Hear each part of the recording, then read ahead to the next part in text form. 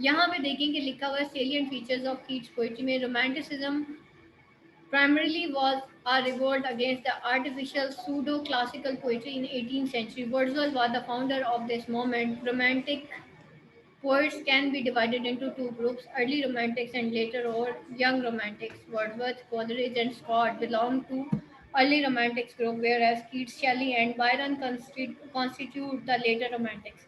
Among all the romantics, Keats was the last to be born and first to die. तमाम romantics में Keats जो था वो last one था जो कि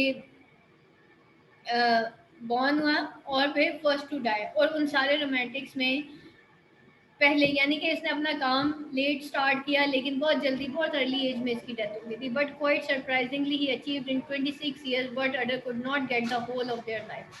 26 साल की इस उम्र में इसको वो मिल गया था जो बाकियों को नहीं मिला था। Keats is also said to be the most romantic of all romantic poets. He was greatly inspired by Greek art. अब इसको बेटा अंडरलाइन कर लीजिएगा कि उसको क्या क्या कहा जाता था। उसको most romantic of all romantic poets कहा जाता था। ही was greatly inspired by Greek art, culture, and mythology. He was also inspired by Elizabethan poets, especially Spenser. और वो inspired था किससे? Elizabethan poets, especially Spenser से। Keats is a pure romantic poet. He writes poetry for the sake of poetry. He believes in art for art's sake. He does not write poetry for any parable, any palpable design or any propaganda. ठीक है। Keats जो था वो pure romantic poet था। वो जो है right करता पोइट्री को for the sake of poetry. ठीक है। Poetry for the sake of poetry, art for the sake of art वो लिखता था और वो बिलीव करता था आर्ट फॉर आर्ट सेक पे। और वो कभी भी पोइट्री को नहीं लिखता था फॉर एनी पैल्पेबल डिजाइन और एनी प्रोपेगेंडा, यानी कि किसी प्रोपेगेंडा या किसी पैल्पेबल डिज़ाइन के ऊपर नहीं लिखता था। बहुत सारे न्यू जब ये आया था ना इसके ऊपर बहुत सारे लोगों ने सटायर भी किया था और उसका मेजर कंसर्न क्या था? To give pleasure. It means that his chief concern is pleasure, whereas the other romantic wrote poetry for the propagation of their objectives, as Wordsworth and Shelley were in favor of French Revolution।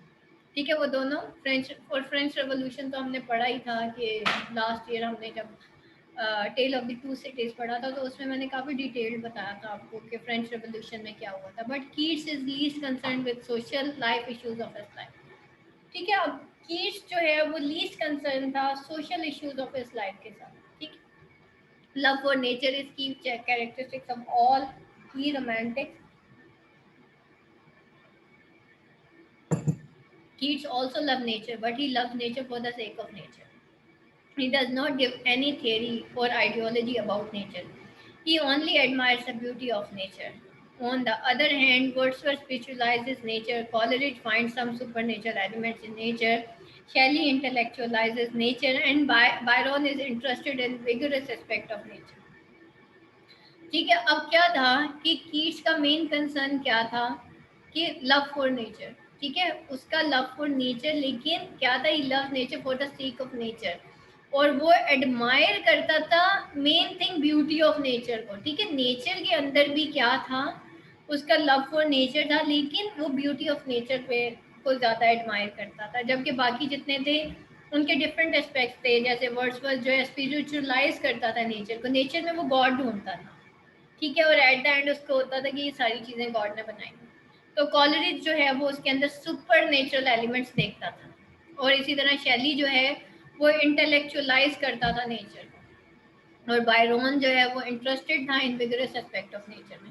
But Keats is pure poet as he does not project any theory in his poetry. Keats believe in negative capability, the capability of being impersonal. Keats does not involve his personal feeling in his poetry, whereas Shelley lacks negative capability. Shelley lends his personal sorrows and feelings in his poetry. Keats is a sensuous poet. He writes poetry with his pentasenses। ठीक है। एक sensuous poet था, पांचों senses के साथ वो काम करता था। The reader not only enjoys his poetry, rather he can taste, touch, see and hear all the ideas presented in it। One can enjoy his poetry with one pentasenses. The whole of one's body is all involved in his poetry when one reads him.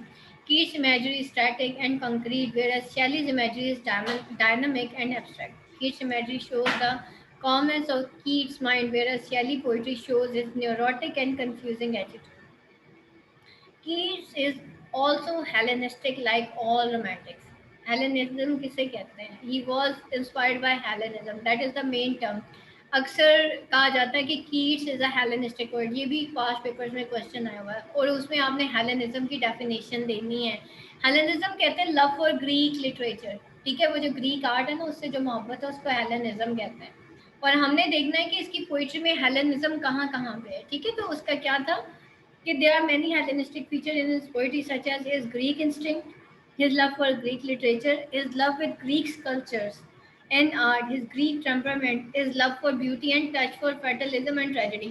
अब ये सारी चीज़ें Greek art का एक उनकी खूबसूरती थी कि उनकी लिटरेचर, फिर हम फैटलिज्म, ट्रेजेडी, फिर वो ब्यूटी, लव फॉर ब्यूटी, ये जो हेलन है, that all that Helen of Troy, Greek Greek literature से ताल्लुक़ रखती है ना।